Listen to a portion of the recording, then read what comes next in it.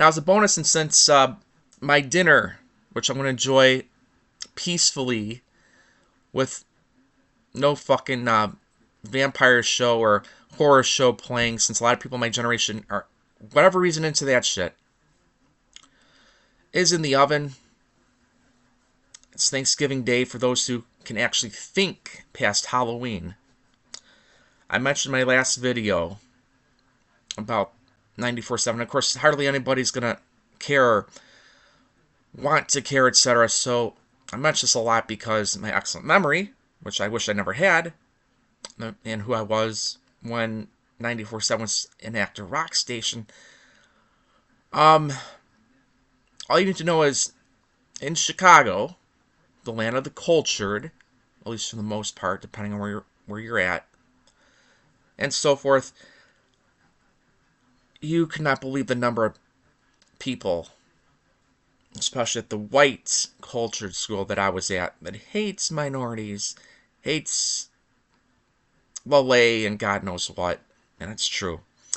94.7 was an active rock station from 2001 to 2005, specifically fall '01 after 9/11, which definitely shouldn't happen. Won't rant about that. To September of '05. I think it was 9/26/05. I remember it to the date, as a matter of fact. And I'm like, what the fuck is this? Like, this is great. At the time, this is me when I was in high school, me when I was in college. Wow, this is great stuff. It reminded me so much of the weight room. It was a great outlet to listen to take out anger. What else? This is perfect for the date that I had. I could go on. And this is heaven. And yes, they played Evanescence. They played that a lot. Then we got an oldies, and I got pissed off. I'm like, what is this shit?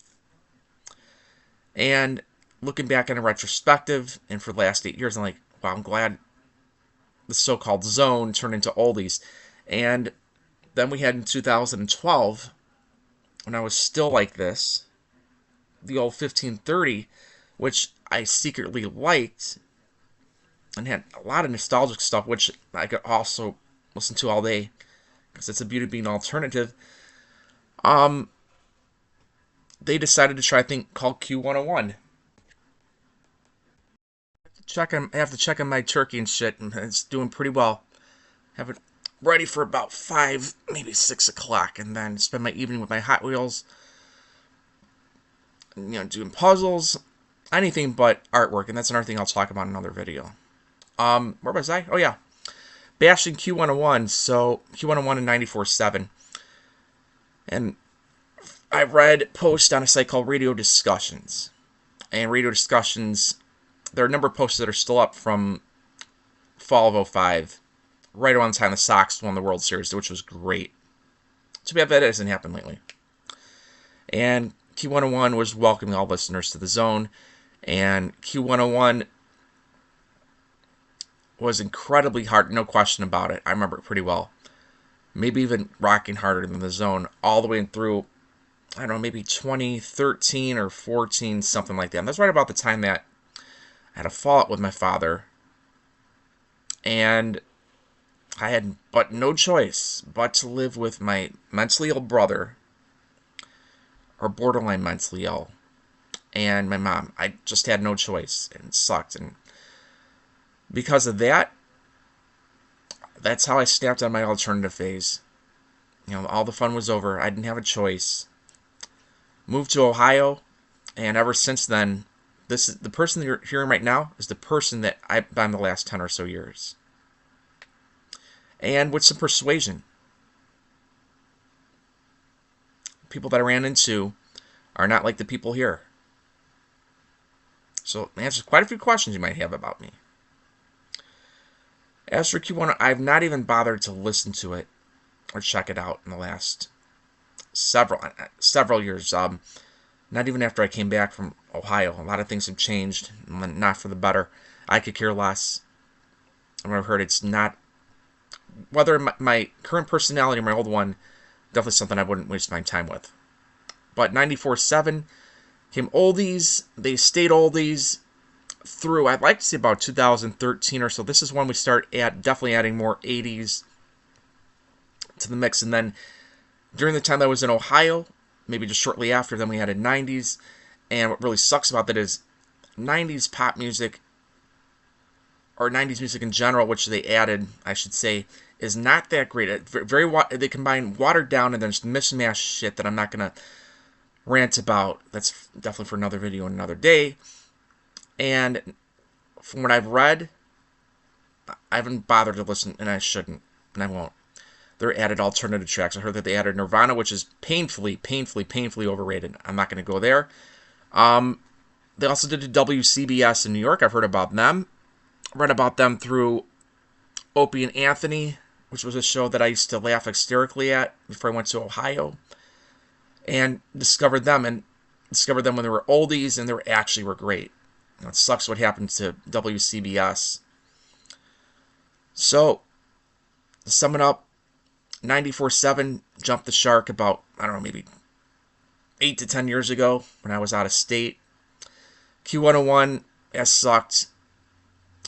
With all due respect to my old self and their hard rock alternative fan base, they've jumped the shark right about that same time. But I really enjoyed 94.7 when it was active rock. But that was a long time ago, and I don't think we're going to get it back. And I read about stations that are across the border in Wisconsin. Well, that has something in my Chicago accent. And Indiana, and then literally outside of Chicagoland. And what's interesting is these days outside the big markets, for whatever reason, that's where your so-called good stuff is, no matter what.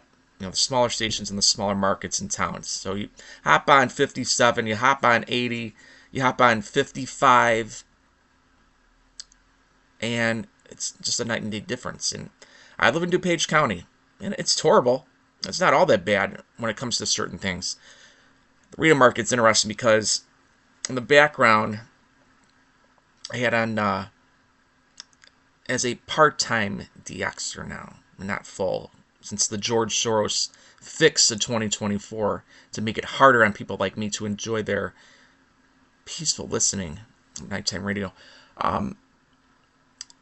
One station that I won't mention the name of, but has risen to #1 since they tweaked their format, which was an excellent move out of Joliet, and a station on the national. Yes, I'm a conservative.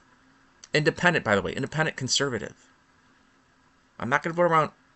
This is a different video for another day, but just so you kind of know who I am a little bit more.